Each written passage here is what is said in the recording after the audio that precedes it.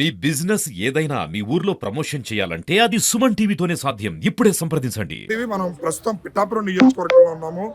జమ్మూ కాశ్మీర్ పహల్గాం దగ్గర జరిగినటువంటి ఉగ్రవాదుల దాడిలో సామాన్యులు 26 మంది ప్రాణాలు కోల్పోయారు, ఎంతో మంది గాయాలు పాలయ్యారు. అలాంటి సంఘటనలు తలుచుకున్న ప్రతి ఒక్క భారతీయుడికి కూడా రక్తం మరిగిపోతుంది. నాకైతే నిజంగా ఇలాంటి సంఘటన జరగడం అనేది బాధాకరం. వాళ్ళ కుటుంబాలు ఎంతో బాధపడుతున్నాయి. మేము ఏం తప్పు చేశామని చెప్పి రోధిస్తున్నారు.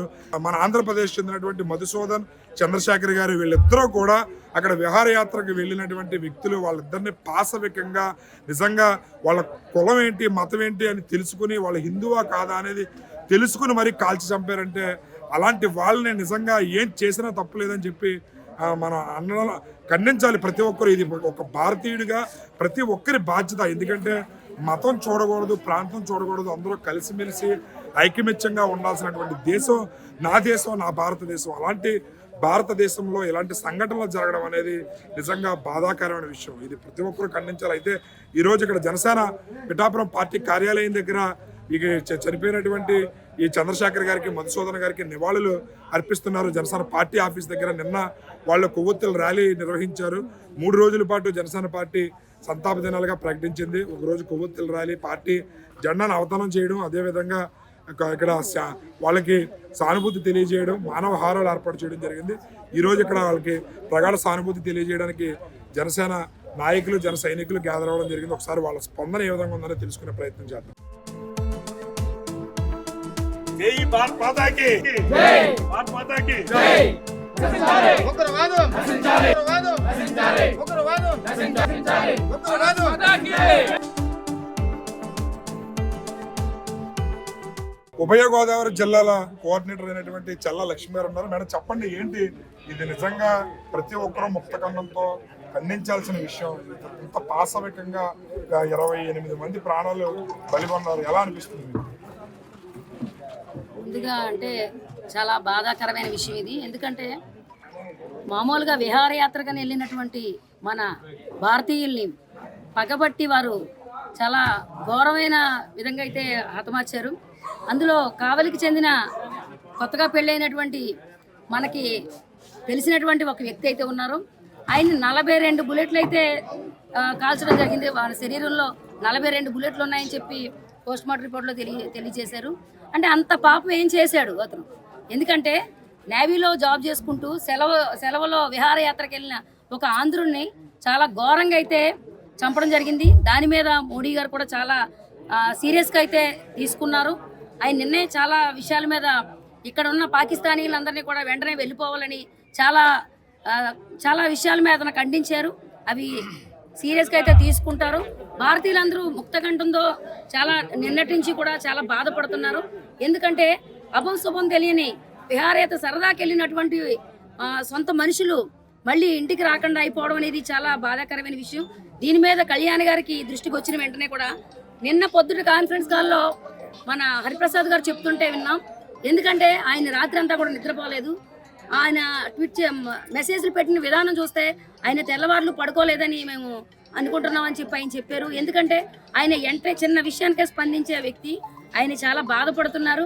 ఆయనతో పాటు మోడీ గారు, అలాగే మన సీఎం గారు, ప్రతి ఒక్కరు కూడా చాలా కఠినమైన నిర్ణయాలు తీసుకోవాలని మేమందరం కూడా ఒక పార్టీకి సంబంధం లేకుండా భారతీయులుగా మేమందరం కోరుకునేది అదే. ఎందుకంటే ఇలాంటి ఘోరమైన సంఘటనలు మున్ముందు ఎప్పుడు జరగకుండా మనం చర్యలు తీసుకోవాలని అధిష్టానాలు అయితే మోడీ గారు చాలా గట్టిగా తీసుకున్నారు. దాని మీద మేమందరం కూడా ఎప్పుడు కూడా తోడుగా ఉంటామని చెప్పి తెలియజేస్తూ జై భారత్. సార్ మీరు చెప్పండి, ఏంటి అంటే కేవలం హిందువులనే టార్గెట్గా చేసుకుని వాళ్ళ పేరు అడిగి వాళ్ళు హిందువులా కాదా అని తెలుసుకుని మరి పాశవికంగా అంత క్రూరంగా చంపడం అనేది నిజంగా అది ఒక అంటే భారతీయుడిగా మీకు ఎలా అనిపిస్తుంది సార్? చాలా అన్యాయం అండి. మాకు విన్న వెంటనే కూడా ఒక భారతీయుల్ని మీరు అన్నట్టు ఇలా చేయడం అనేది చాలా ఉద్రేకపరిచిన ఒక అంశం ఇది. కానీ ఇంత క్రూరత్వంగా చెప్పారంటే వాళ్ళని ఇప్పుడు దేశ బహిష్కరణ చేస్తా అంటున్నారు పాకిస్తాన్ వాళ్ళు.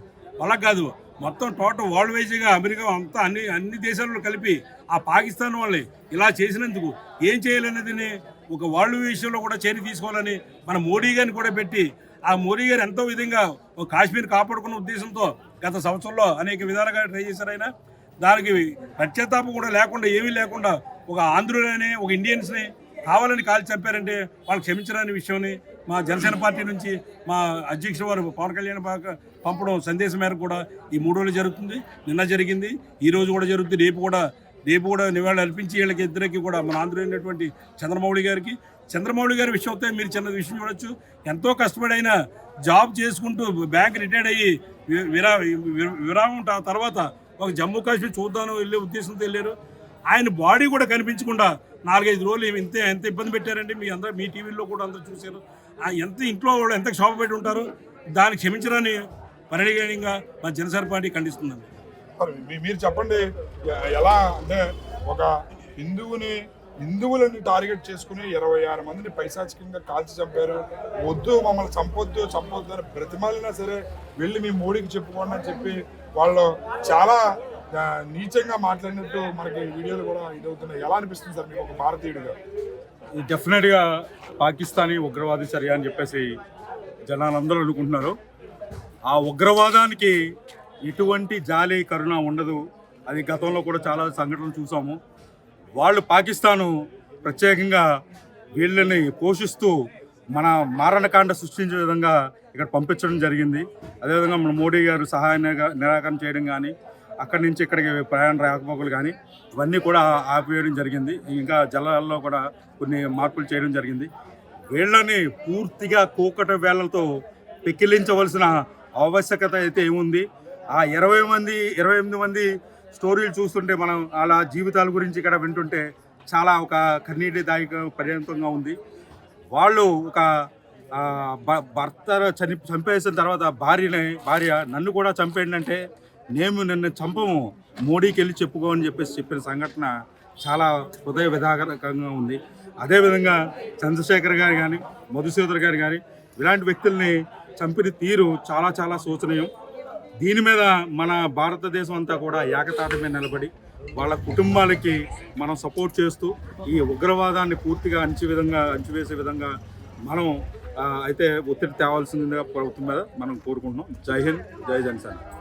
అయితే ఇక్కడ డాక్టర్ వరలక్ష్మి గారు ఉన్నారు, ఆవిడ అడిగి తెలుసుకునే ప్రయత్నం చేస్తాం. మేడం చెప్పండి, అంటే ఎంతో విలాసవంతమైన జీవితాన్ని గడుపుతున్నటువంటి వాళ్ళు ఉన్నారు, అదేవిధంగా చదువుకునే విజ్ఞానులు ఉన్నారు. వాళ్ళు సరదాగా కాస్త ఫ్యామిలీతో గడుపుదామని చెప్పి వెళ్ళిన వాళ్ళకి ఈ రకమైన దాడి అనేది నిజంగా వాళ్ళని అసలు ఏం చేయాలంటారు? ఈ దాడిని ఏ విధంగా మనం చూస్తాం? ఈ దాడి అన్నది చాలా అమానుషం అండి. ఎందుకంటే ఇది మన దేశ సమగ్రతని దెబ్బతీస్తుంది. వాళ్ళు పర్టికులర్గా హిందువుల ముస్లింల అని అడిగి మరీ చంపారు అంటే మన ఐక్యతను దెబ్బతీయడానికి వాళ్ళు కంకణం కట్టుకున్నారన్న విషయం అందరికీ అర్థమవుతుంది. ఇది దేశ సమగ్రతకు సంబంధించిన విషయం కాబట్టి మొన్న 12వ ఆవిర్భావ సభలో పవన్ కళ్యాణ్ స్పష్టంగా చెప్పారు, ఇది నా దేశం, దీన్ని ఎవరు ముక్కలు చేయడానికి సాహసించడానికి వీల్లేని విధంగా మనం కాపాడుకోవాలి అన్నది స్పష్టంగా ఆ రోజు చెప్పారు ఆయన. దానికి విరుద్ధంగా జరిగినప్పుడు కూటమి ప్రభుత్వం చేతులు కట్టుకుని కూర్చోదండి.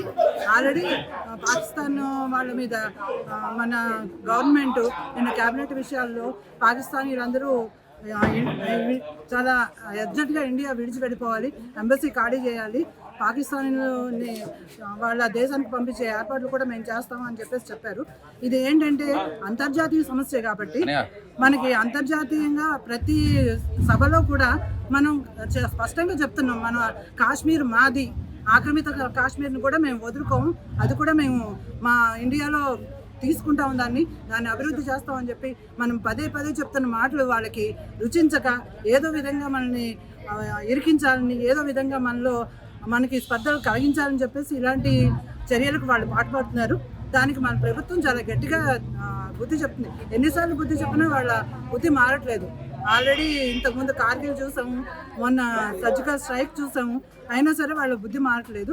ఇది ఉగ్రవాదం అన్నది మానవ జాతికి చాలా ఆపదను సృష్టించేది కాబట్టి ఇది ప్రతి దేశం కూడా తన దేశంలో ఉగ్రవాదాన్ని పెంచి పోషించకూడదు. పెంచి పోషించిన దేశాలని మొత్తం ప్రపంచం అంతా కూడా వాళ్ళని వెలివేయాలి, వాళ్ళకి ఎలాంటి సహాయ సహకారాలు అందించకూడదండి. ఇంకా మొన్న జరిగిన దాంట్లో 28 మంది అమాయకులు వాళ్ళు కాశ్మీర్ చూద్దామని చెప్పేసి మొన్న మన ప్రభుత్వం కల్పించిన భరోసాతోనే వాళ్ళు వెళ్ళారు. ఎందుకంటే మన చిన్నప్పుడు సినిమాల్లో కాశ్మీర్ చాలా అందంగా కనపడేది. ఇప్పుడు మళ్ళీ చాలా కాలం తర్వాత రోజా సినిమాలో అక్కడున్న ఉగ్రవాదం కానీ అక్కడున్న పరిస్థితులు కానీ కళ్ళ కట్టినట్టుగా చూపించారు. అలాగే కాశ్మీర్ ఫైల్స్ ఇవన్నిటిని చూపిస్తున్నారు. అవన్నీ చూస్తున్న కొద్దీ మనకి చాలా ఇదేంటి కాశ్మీర్ మంది కదా, ఎందుకు ఇలా జరుగుతుంది అని ప్రతి భారతీయుడు కూడా దాని గురించి ఆలోచించి ఇలా కాదు అని చెప్పేసి మనం పూర్తిగా ఉగ్రవాదాన్ని నిర్మూలిద్దామన్న ఉద్దేశంతోనే కూటమి ప్రభుత్వాన్ని గెలిపించుకున్నాం. కాబట్టి దానికి వాళ్ళు మోదీ గారు కానీ, మన పవన్ కళ్యాణ్ గారు కానీ, చంద్రబాబు నాయుడు గారు కానీ, మిగిలిన అన్ని రాష్ట్రాల ప్రభుత్వాలు కూడా దీన్ని తప్పనిసరిగా ఖండిస్తున్నారు. దీన్ని ఎంకరేజ్ చేయకుండా ఎలాంటి పాటించాలి అన్నది మన ప్రభుత్వ పెద్దలు అందరూ చూసుకుంటారు. మనం సంతాప దినాలు పాటించాలి కాబట్టి పవన్ కళ్యాణ్ గారి ఆదేశం మేరకి మన పార్టీ జెండాను అవనతం చేసాము. నిన్న అంతా క్యాండిల్ ర్యాలీలు, మానవహారాలు ఏర్పరిచాం. ఇవాళ కూడా చనిపోయిన మన ఆంధ్రులు చంద్రమౌళి గారికి, మధుసూదన్ గారికి నివాళులు అర్పిస్తున్నాం. వాళ్ళ కుటుంబాలు 28 మంది కుటుంబాలు కూడా మా జనసేన తరపున, మా అధ్యక్షుడు పవన్ కళ్యాణ్ తరపున మేమందరం కూడా చాలా ప్రగాఢభూతిని చూపిస్తున్నాము. దాని తర్వాత వాళ్ళ కుటుంబానికి దేవుడు ధైర్యాన్ని ప్రసాదించాలని చెప్పి మా జనసేన తరపున అందరం కోరుకుంటున్నామండి. Thank you.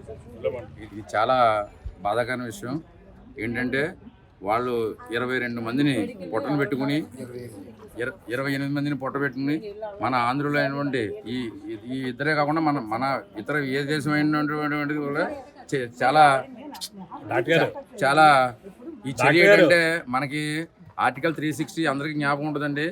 వాళ్ళ గడ్డ మీద మన గడ్డనే వాళ్ళకి ఆక్రమించుకున్న దాన్ని వాళ్ళ గడ్డ మీద వెళ్ళి కుట్టి తెచ్చిన మన మోడీ గారు అంత దమ్మున్న నాయకుడు. దీనికి ప్రతిచర్య ఎలా ఉంటుంది అనేది మన ఊహ కూడా ఉందండి.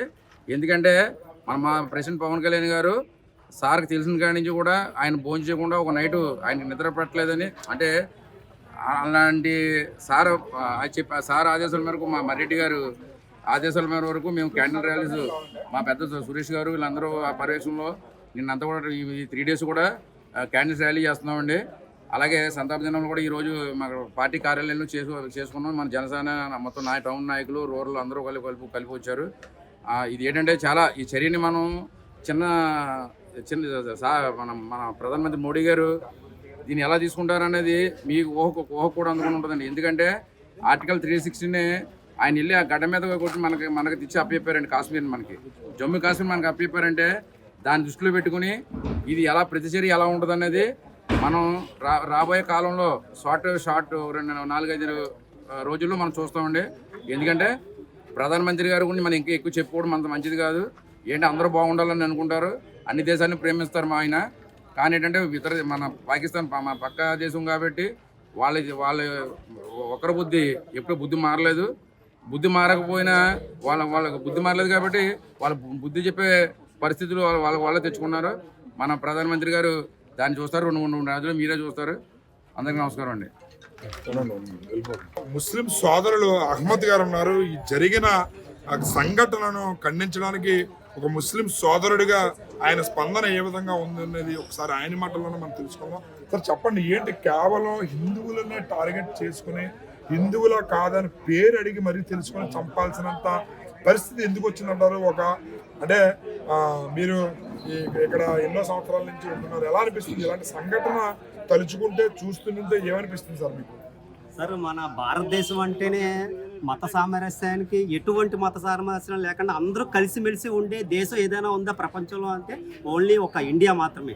అలాంటి మన భారతదేశంలో ఇలాంటి చర్య చేయడం అనేది చాలా చాలా ఖండిస్తున్నామండి అందరూని. ఇంకోటి విషయం ఏంటంటే ఇస్లాం అంటేనే శాంతి అండి. శాంతికి ఇస్లాం అంటేనే దాని అర్థం శాంతి అండి. శాంతి అంటే ఏ చీమకు కానీ హాని చేయకూడదు అనేదే ముసల్మాన్కి మెయిన్ ఖురాన్లో చెప్పడం జరుగుతుంది. అలాంటిది మనుషుల్ని చంపడం అనేది చాలా చాలా తీవ్రంగా ఖండిస్తున్నాం. అలాంటోడు అది ఆ చంపినోడు ముసల్మాన్ అయినందుకు మేము నిజంగా చాలా సిగ్గుపడుతున్నామండి. నిజంగా అతను అయితే ముసల్మాన్ కాదండి. ముస్లిం అన్నవాడు ఎవడు ఏ చీమకు కూడా హాని చేయడు. అలాగా ముసల్మాన్ పేరు పెట్టుకొని ఇలాంటి దాడులు చేయడం అనేది మేము చాలా తీవ్రంగా ఖండిస్తున్నాం. ఇలాంటి చర్యల్ని ముందు జరగకుండా మేము కూడా మా ప్రధానమంత్రి గారికి ఏ సాయం కావాలంటే మా తరఫున మా ముస్లిం తరఫున మీ వెనకాల ఉంటాం సార్. ఇలాంటి చర్యల్ని ముందు జరగకుండా ఎవరు ఏ క్యాస్ట్ మీద కూడా జరగడం అనేది ప్రాణం తీయడం అనేది చాలా తప్పు సార్. ఇది ఖురాన్లో కూడా లేదు. ఇలాంటి చర్యలు చేసేవాడు ఎవడు ముసల్మాన్ కాదు. మేము ముస్లిమ్స్ తరఫున మేము చాలా తీవ్రంగా ఖండిస్తున్నాం సార్ ఇది.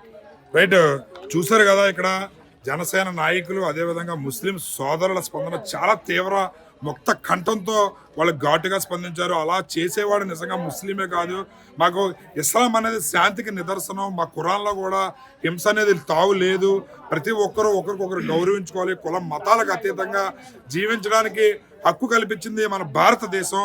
అలాంటి భారతదేశంలో అందరూ కలిసిమెలిసి మెలగాలి తప్ప ఇలాంటి చర్యలను ప్రతి ఒక్కరూ ఖండించాలి అని చెప్పి కూడా చాలా ఘాటుగా స్పందిస్తున్నారు జనసేన నాయకులు, అదేవిధంగా ముస్లిం సోదరులు. కెమెరామ్యాన్ అశోక్తో శ్రీనివాస్, సుమన్ టీవీ.